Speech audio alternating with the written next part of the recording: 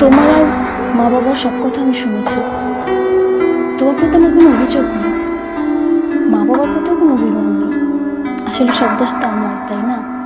না না, তোমার তো সবাই। আমার তো মরে যাওয়ার কথা ছিল। আমি বেঁচে গিয়ে সবার বিপদে হয়ে গেছি। মরে গেলেই সব ঠিকঠাক হতো।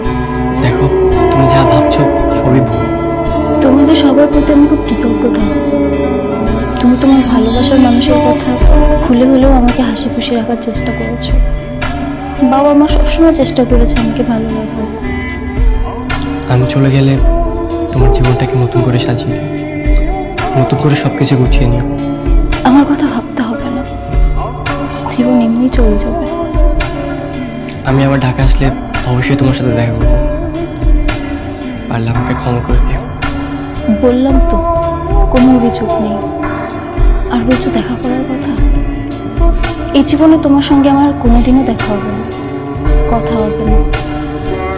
ভালো থেকো, নিজের যত্ন নিও। শোনো, হ্যাঁ বলো। এখানে 10 লক্ষ টাকা আছে। আশা করছি তোমাদের বিয়েতে আর কোনো অসুবিধা হবে না। দীপ্তি, আসলে চলে যাও। তোমার এই উপকার আমি সারা জীবন মনে রাখবো। এটাই যথেষ্ট। বিদায়।